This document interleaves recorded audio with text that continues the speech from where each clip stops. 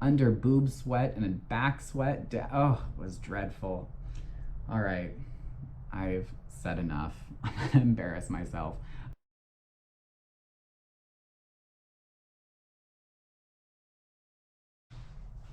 All right, so I was taking a break for lunch. Was working on that 3 Series wagon, and I had a question proposed to me about which manufacturer, European manufacturer, is the best or more reliable. So that's a very involved question that I really don't want to get too into. So I will answer it the best I can without sparking a bunch of hate. Here is the thing. I went ahead because, of course, if I'm going to approach this, I need to come with my facts and my receipts, if you will. So I have here printed out profit reports from BMW, Mercedes Benz, Saab, and Volkswagen. So this is for the model years of the heyday or golden age of the Europeans that I call the golden age. So this is like mid 2000s when all of the brands had actually pretty fucking good cars on the road, and they weren't so what's the word, concerned with what the other is doing and outdoing the other. Of course, that can be a debatable point though. So AMG, the M division of BMW, and then also the S division from Audi, of course, are going to be competing. That's their job, to compete. So, but this is just about cost cutting, who makes a more reliable car, and profit margins. So, and how those all play in together. All right. So we'll start with BMW. So let's see. So BMW's total revenue for 2004 was 4.3 billion. So that's without costs, without their overhead, without any of that, because that always, of course, is going to bring that down. So that's just their revenue, not profits. So what I did my own math, and it took a lot of time. I've taken a long lunch today. It looks as if in 2004, BMW had a net profit of $33 million. So that's a lot of fucking money, no matter what way you look at it, what angle you look at it. So BMW also delivered worldwide about, I believe it's 120,000 cars that year. Okay, so I was right. So BMW delivered just about 120,000, a little bit over 120,000 cars. So that left them with, and I was a little bit, I estimated low on their profit, but that left them with 33, it was actually 36 million in profit. So either way you look at that or shake it, that's a lot of fucking money. So now Mercedes Benz, on the other hand, their operating profit was more than double BMW's. Mercedes Benz actually put out less cars, many less cars, I'm looking for the exact number. Okay, so it looks as if Mercedes Benz profit was more than double BMW's, and they put out about, and this is without Chrysler of the same year, about 10,000 less cars. 10,000 less cars, double the profit. Okay, so where's that profit coming from? Is what I want to know. Well, I know where that profit was coming from. I won't even get into Volkswagen because in that generation, Volkswagen was going through a little bit of an evolution. And I can't say evolution. Volkswagen was going through a little bit of a reorganization of their priorities. So we'll just keep this then for right now, Mercedes Benz, BMW, because they were the two top sellers. That brings me to cost cutting. So here in front of me, I have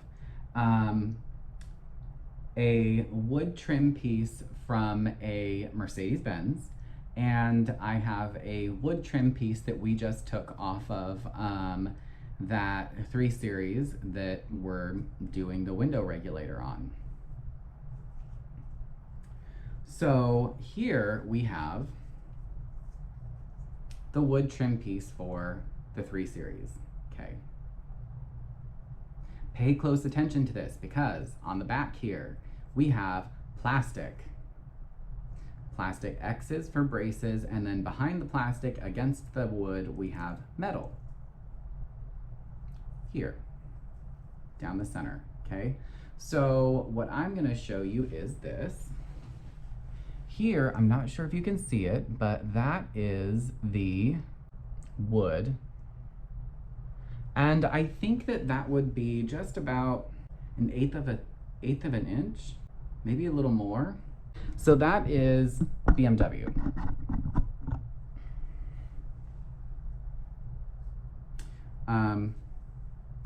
In contrast, we have a wood trim piece from Mercedes Benz.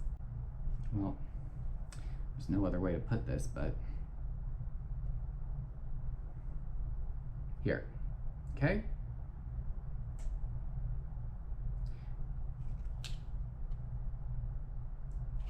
This is what we have. This is where their revenue is at, okay?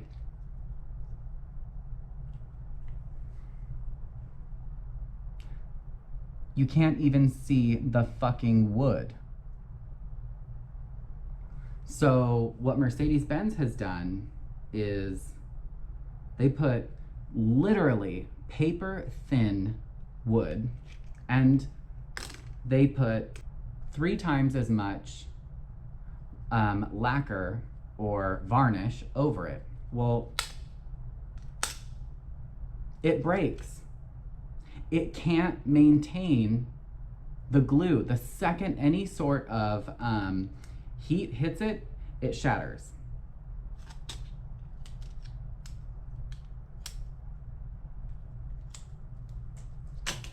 That's only a glimpse.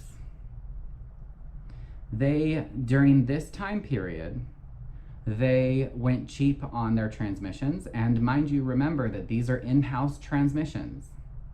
They had transmission failure, all of them. They had their V6s. They were just rolling out with the 3.5, I believe.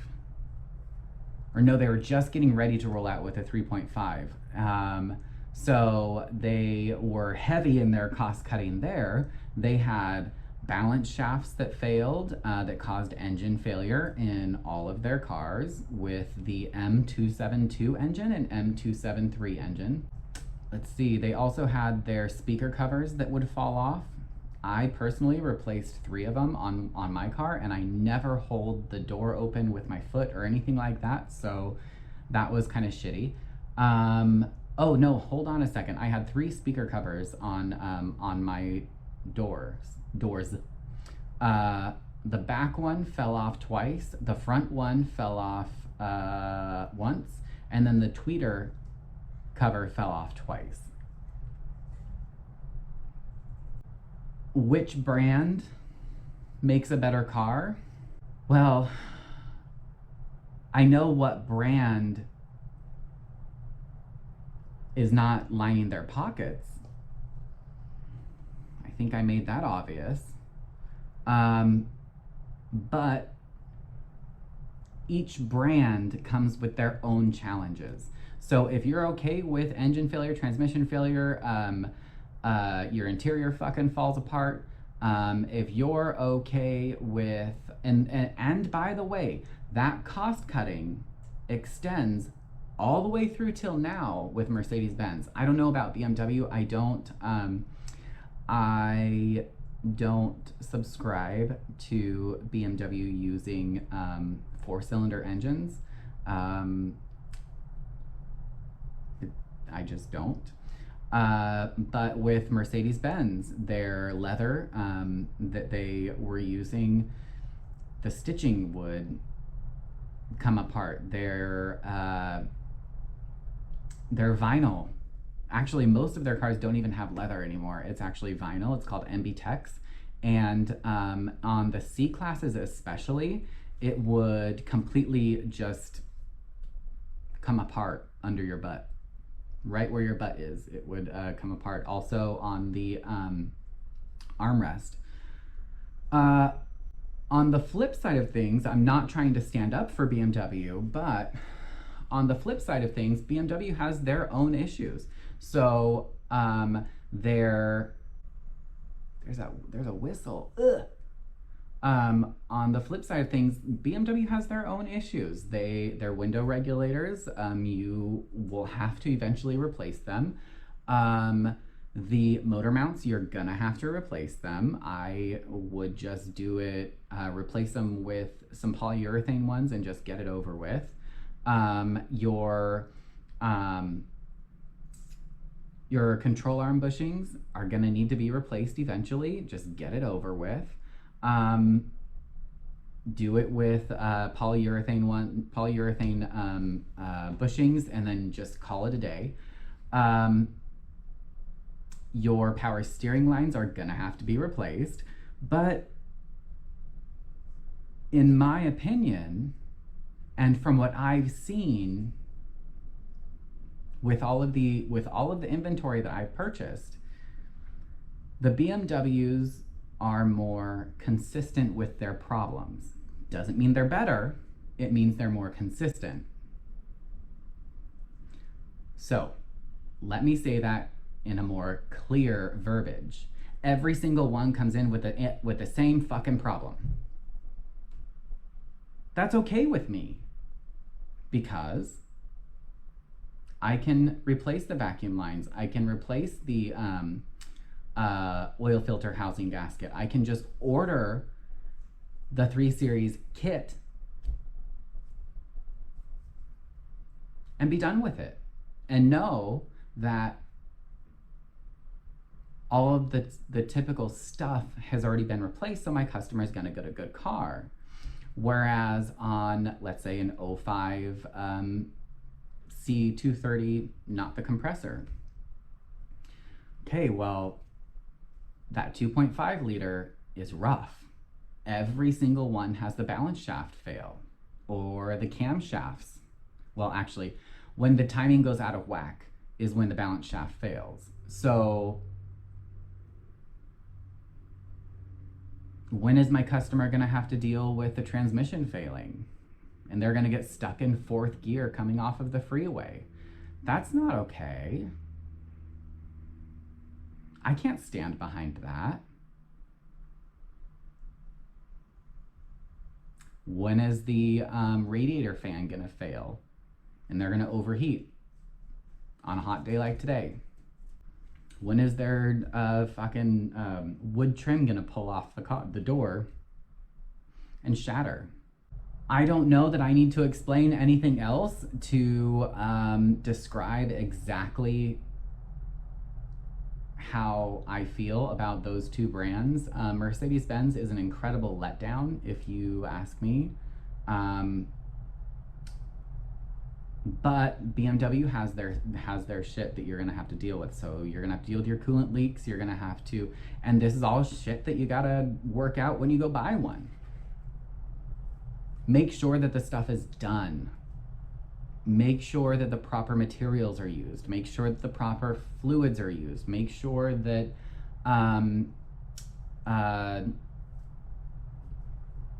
you know what one I did, you know what brand I didn't bring up is Jaguar. Well, we'll have to, I mean, if this video is well received and I have people ask about cost cutting and stuff like that, I already know where Jaguar's cost cutting is. And it's all annoying stuff, but it's not their engines. It's not their transmissions. You're not gonna have engine failure. You're not gonna have transmission failure. So I guess it's all up to you. Would I fault somebody for buying a Mercedes? No, I did. I bought several.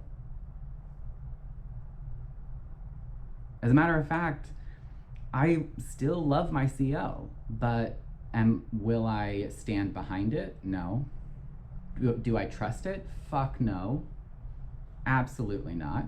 I trust my Maserati probably 20 times over more than I trust my CL. That sucks. But my Maserati is just a better car. It's more it's just better designed. So I wouldn't fault someone for buying a Mercedes. I don't fault somebody for buying a BMW. Now, there are generations of Mercedes that are actually really fucking good cars. But in this video, we were talking about 2004, 2005, 2003, 4, 5. Like those are the years that we're talking, and the cost cutting was real. It was real in those years. So if you want a car that you can just get in and drive, and you can anticipate the stuff that's gonna need to be repaired, then you know what one to get. I don't need to say which one is more reliable than the other. I think I've made my point clear, but it's time for me to stop my lunch because I've been on lunch, I think, for 2.5 hours. So I need to go and finish up that wagon, get this poor guy back his car. And I hope that answered the question of which one is better than the other. They aren't necessarily better than either. I mean, neither one is better than the other. It's more about what issues you can live with and which brand you identify with more. So I love the 3 Series. I love BMW. I do not buy the 7 Series. I would never recommend anybody to buy one. I never buy the 5 or the I rarely buy the 5 Series. If I do, it's always the 540, the E39 540. I do have one in inventory actually right now.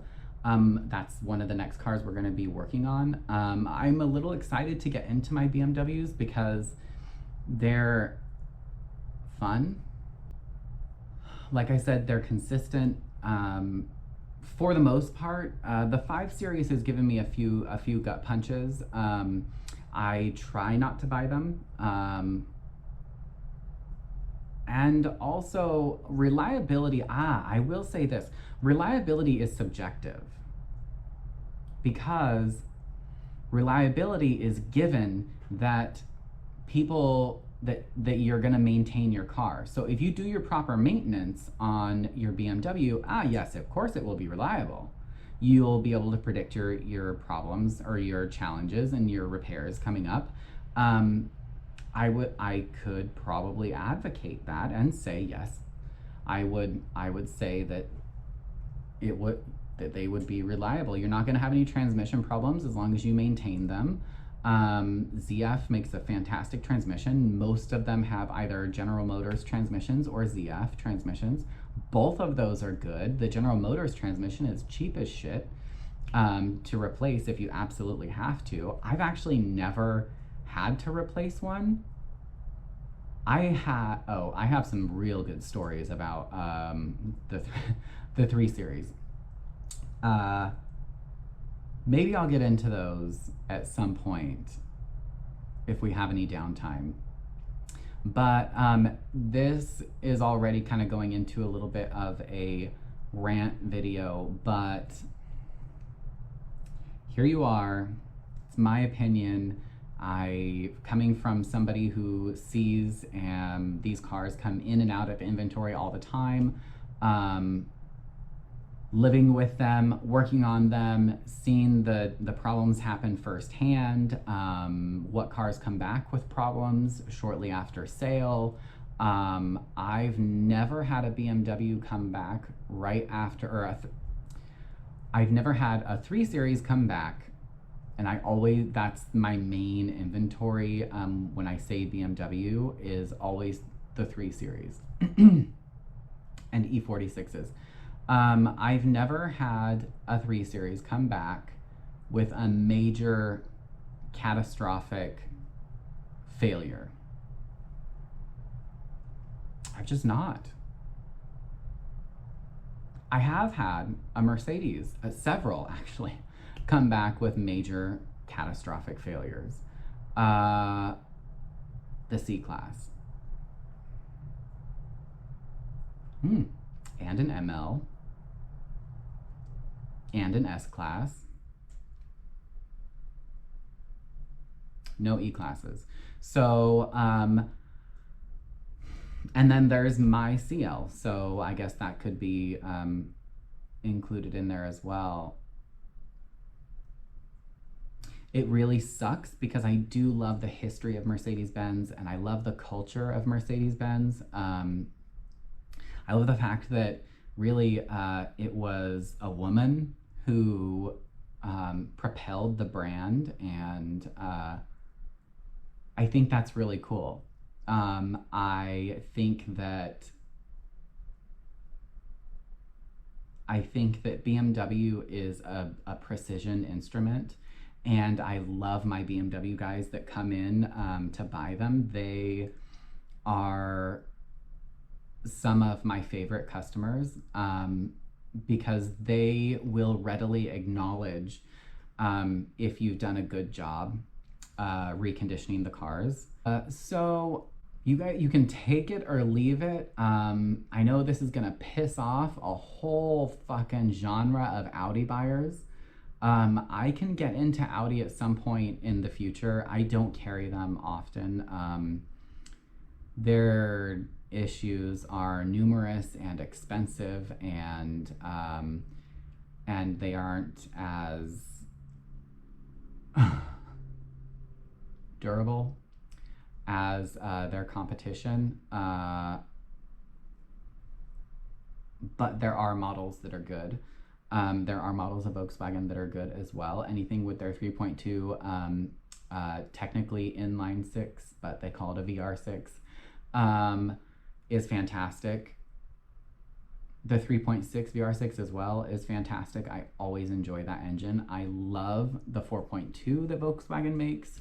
But it's like, you can love the engine all you want, but when, you know, bits and pieces are falling off around you, it's a little annoying. So should this video be well received, I could go into other brands as I start the playlist, or start the, I don't know, maybe season of that brand, because we're gonna have quite a few BMW stuff here coming in. And I think that's it. So we will, I will see you guys back out there wrenching away on that damn wagon. That poor guy, my poor FedEx driver. That car. Oy, oy, oy. I'm gonna have to hook him up on that car because it needs some loving. So anyways, I hope you guys have been having a good day. It's hot as shit here. I was outside sweating up a storm. I felt like a whore in church. So I had like under boob sweat and then back sweat. Oh, it was dreadful. All right, I've said enough. I'm gonna embarrass myself. I will see you guys out there on the wagon. And we gotta get those damn window regulators in. So I'm gonna be possibly cursing up a storm here in a second. So I will see you guys out there.